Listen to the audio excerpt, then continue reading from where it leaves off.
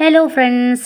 അപ്പോൾ ഇന്നത്തേത് എല്ലാവരും എന്നോട് ഒരു കാര്യം ചോദിച്ച ഒരു കാര്യമാണ് കേട്ടോ ഫ്രണ്ട്സ്. എന്താണെന്ന് വെച്ചാൽ വാച്ച് അവർ നമ്മൾ ഫുൾ മോണിറ്റൈസേഷൻ, ഹാഫ് മോണിറ്റൈസേഷൻ, അതിന് ഏത് ഗ്രാഫാണ് നോക്കേണ്ടതെന്ന് കേട്ടോ. അത് ഏത് വാച്ച് അവറിൻ്റെ ഏത് ഗ്രാഫാണ് നോക്കേണ്ടത്, അത് എവിടെയാണ് ഉള്ളതെന്ന്. അപ്പോൾ ഇത് വൈറ്റി സ്റ്റുഡിയോയിൽ ആണത് നോക്കുന്നത് കേട്ടോ. വൈറ്റി സ്റ്റുഡിയോയിൽ ഇപ്പോൾ എനിക്ക് മോണിറ്റൈസേഷൻ ആയതുകൊണ്ട് എന്താണ് ആ ഗ്രാഫ് അവിടെ ഇല്ല. പക്ഷേ ഞാനത് പറഞ്ഞു തരാം, അത് അവിടെ തന്നെ ഉണ്ടാവും. അത് ഞാൻ പറഞ്ഞു തരാം കേട്ടോ. അതിപ്പോൾ മോണിറ്റൈസേഷൻ ആയതുകൊണ്ട് അത് പോയി ഇപ്പോൾ ഡോളറിൻ്റെതാണ് അവിടെ കാണിക്കുന്നത്. അതങ്ങനെയായിരിക്കും. അപ്പോൾ വൈറ്റി സ്റ്റുഡിയോ ഓണാക്കുക. അപ്പോൾ അതാ ഇങ്ങനെ ഒരു സ്ക്രീനിലേക്ക് പോവും. അതിലേറ്റവും താഴെ നോക്കൂ ഫ്രണ്ട്സ്, ആ എന്ന് പറയുന്ന ഒരു ഓപ്ഷൻ ഇല്ല.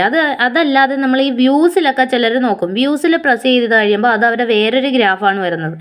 അതല്ല കേട്ടോ, അത് കോമൺ ആയിട്ട് അത് മൊത്തത്തിലുള്ളതാണ്. അതല്ല, അത് നമ്മുടെ എത്രത്തോളമൊക്കെ ഇത് റീച്ച് ഉണ്ടെന്ന് നമുക്ക് അറിയാൻ പറ്റും. എനിക്കിപ്പോൾ നല്ല ഡൗൺ ആണ്. അപ്പോൾ അതാ ഈ എന്ന് പറയുന്ന ഒരു ഓപ്ഷൻ ഉണ്ട്, അതിൽ നോക്കണം കേട്ടോ.